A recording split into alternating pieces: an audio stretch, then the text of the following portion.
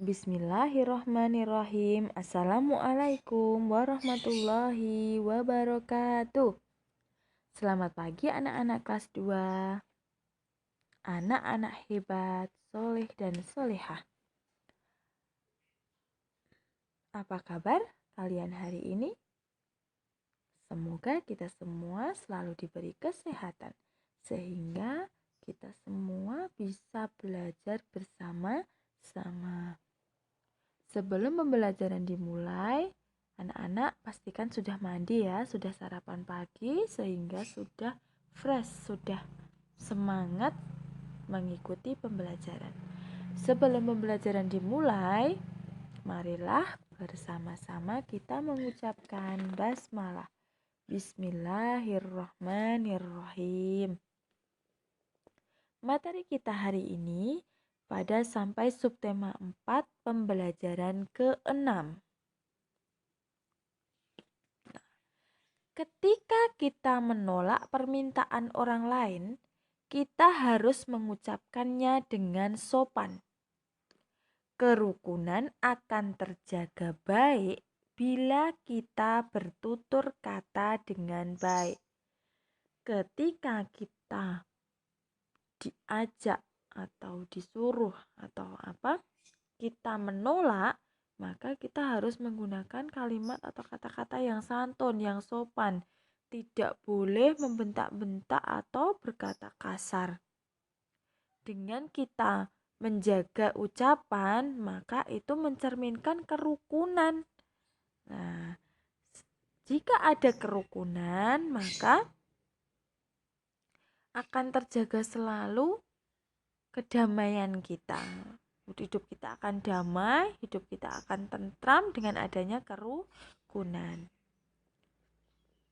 Pernahkah kamu mendengarkan dongeng tentang menolak permintaan seseorang? Nah, di sini nanti akan ada dongeng yang di situ mungkin ada kalimat penolakan di dalam dongeng tersebut. Nah, di sini Bu Guru punya dongeng berjudul Kisah JJ si Jerapah. Disimak ya, Bu Guru bacakan. Kisah JJ si Jerapah.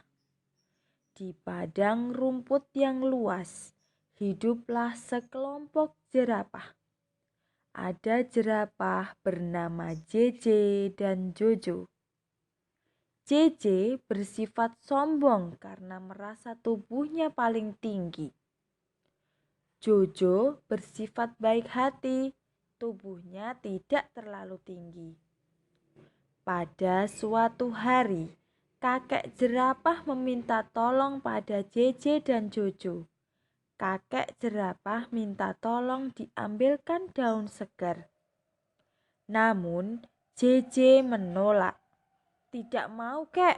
Saya sedang repot. Jojo dengan sekuat tenaga mengambil daun segar untuk kakek jerapah. Suatu hari, JJ mendapat kesulitan. JJ jatuh, kakinya terjepit bebatuan.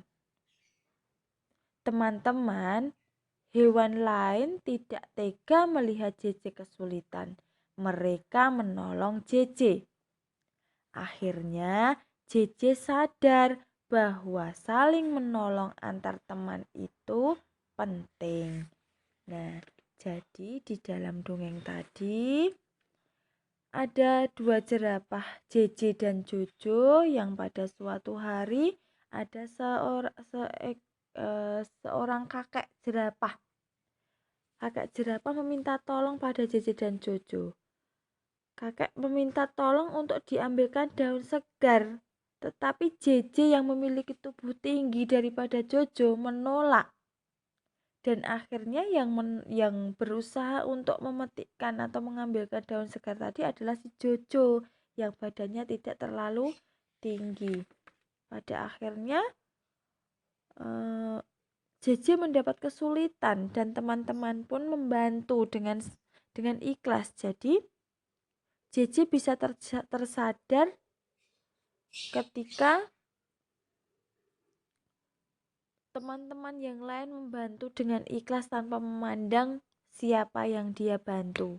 Akhirnya, JJ menyadari bahwa menolong antar teman itu sangatlah penting. Dalam dongeng terdapat sikap gotong royong. Selain itu, terdapat sikap adil dalam menolong orang lain. Sikap tersebut sesuai dengan pengamalan sila keempat dan kelima Pancasila. Adapun penerapan sila keempat Pancasila di masyarakat adalah, diingat lagi, sila keempat Pancasila bunyinya bagaimana? Kerakyatan yang dipimpin oleh hikmat kebijaksanaan dalam permusyawaratan perwakilan yang dilambangkan oleh kepala benteng. Contoh penerapannya yang pertama, menghargai pendapat ketika musyawarah. Ketika sedang melaksanakan musyawarah, maka harus saling menghargai antara pendapat yang satu dengan pendapat yang lainnya. Yang kedua, menerima keputusan musyawarah dengan lapang dada. Apapun keputusan yang diambil dalam musyawarah kita harus berlapang dada. Ikhlas menerima keputusan yang diambil. Yang ketiga, menghormati pendapat orang lain. Jika ada orang lain yang berpendapat, kita harus menghormati. Jangan malah kita mengejek atau membiarkan atau menganggap itu tidak penting, itu tidak boleh. Kita harus menghormatinya. Yang keempat, musyawarah pemilihan ketua RT. Ketika memilih RT di lingkungan kalian itu bisa dengan menggunakan musyawarah. Berembuk siapa yang pantas untuk menjadi ketua RT. Dilakukan musyawarah dan nanti akhirnya ada pemilihan sehingga akan ada yang menjadi pemenang sebagai ketua RT. Kemudian yang terakhir, musyawarah menentukan jadwal ronda malam. Contohnya bapak-bapak atau ayah-ayah kita ingin menentukan jadwal ronda bapak-bapak atau ayah-ayah. Nah, ketika itu dikumpulkan dan dimusyawarahkan siapa yang giliran hari Senin, Selasa, Rabu, Kamis, dan seterusnya. Dibagi regunya. Kemudian, sila kelima Pancasila di masyarakat. Bunyi sila kelima, keadilan sosial bagi seluruh rakyat Indonesia disimbolkan dengan padi dan kapas. Adapun contohnya yang pertama, gotong royong membersihkan lingkungan. Gotong royong membersihkan lingkungan. Yang kedua, menjunjung tinggi semangat kekeluargaan dan gotong royong dalam kehidupan. Tidak hidup boros. Kita harus rajin menabung, tidak boleh boros. Bersikap adil. Contohnya, Edo mempunyai makanan, membawa bekal makanan. Ia membagi kepada Udin. Makanan tersebut atau bekal tersebut dibagikan kepada Udin. Nah, di situ contoh adil. Menghormati hak-hak orang lain. Jadi harus menghormati orang lain. Kemudian yang terakhir, menghargai hasil karya orang lain. Jika teman kita membuat suatu lukisan misalkan, kita harus menghargai. Sebagaimana hasilnya kita harus menghargai. Jangan malah kita mengejek, misalkan hasil lukisannya kurang baik terus kita mengejek, itu tidak boleh. Jadi apapun hasil karya dari orang lain kita harus menghargai. Di sini ada gambar-gambar. Tugas kita menghubungkan mana yang termasuk sila keempat dan mana yang termasuk sila kelima. Nah, di situ yang paling atas itu ada musyawarah. Yang kedua adalah memberikan apa itu ya? Memberikan bantuan kepada korban. Yang ketiga membantu nenek menyeberang. Yang keempat berdiskusi dan yang kelima itu posyandu yaitu ya atau kegiatan balita. Nah, coba lihat. Gambar yang pertama musyawarah itu termasuk sila keempat. Jadi kita hubungkan dengan simbol kepala banteng. Yang kedua memberi bantuan itu termasuk sila kelima. Jadi kita hubungkan dengan padi dan kapas. Yang ketiga membantu nenek menyeberang itu termasuk keadilan. Termasuk sila kelima. Berdiskusi sila keempat. Lalu kemudian yang terakhir itu yang ada gambar balitanya itu termasuk sila kelima.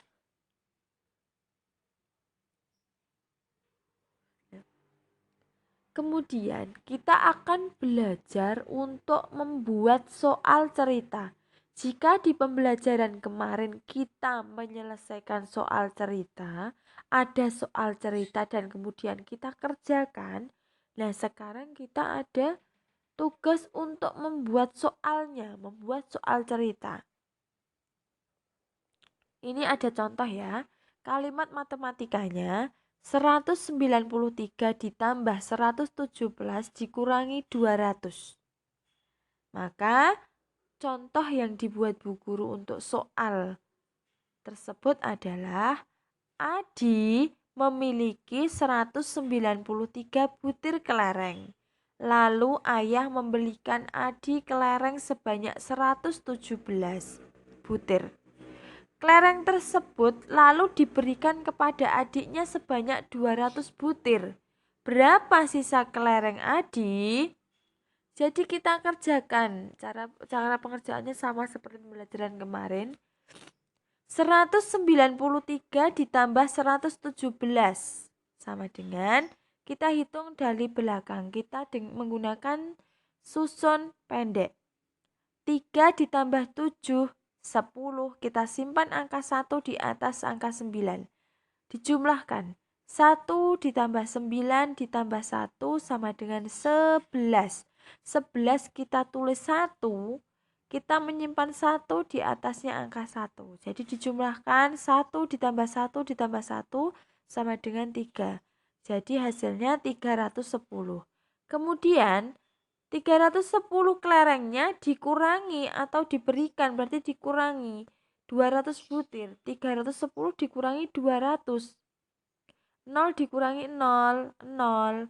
1 dikurangi 0, 1. 3 dikurangi 2, 1. Jadi hasilnya, jadi sisa kelereng Adi ada 100. 110. Ada contoh lagi.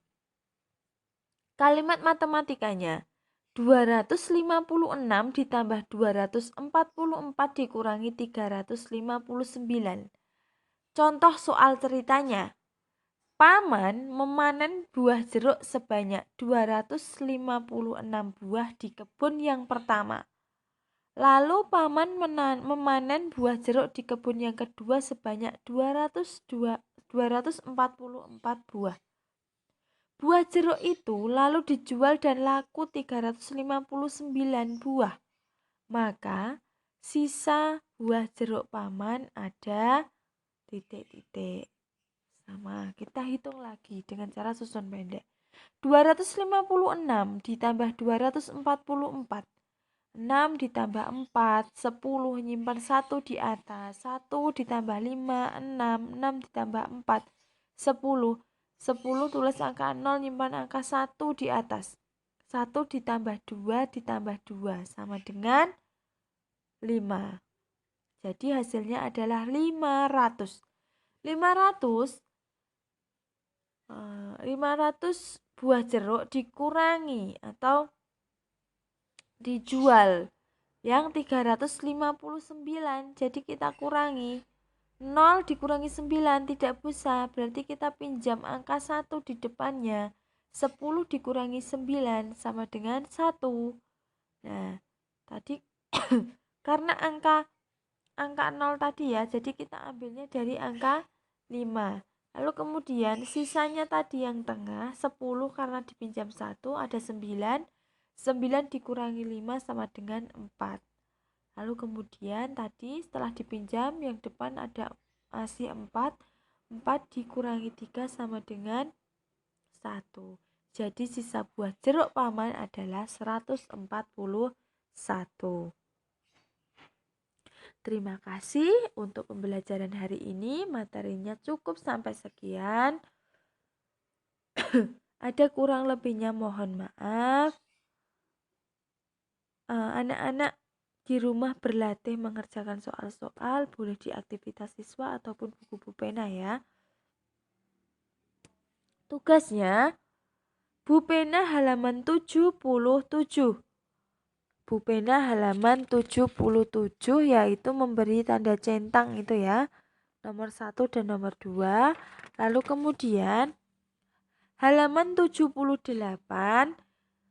nomor 1 sampai dengan nomor 3 saja untuk latihan membuat soal cerita. Terima kasih atas perhatian anak-anak semua. Terima kasih sudah mengikuti pembelajaran dengan baik. Pesan dari Bu Winda tetap semangat, jaga sholat dan hafalannya, jaga kebersihan diri dengan cara menjaga kebersihan diri dengan banyak bercuci tangan, keluar rumah harus memakai masker. Cukup sekian. Wassalamualaikum warahmatullahi wabarakatuh.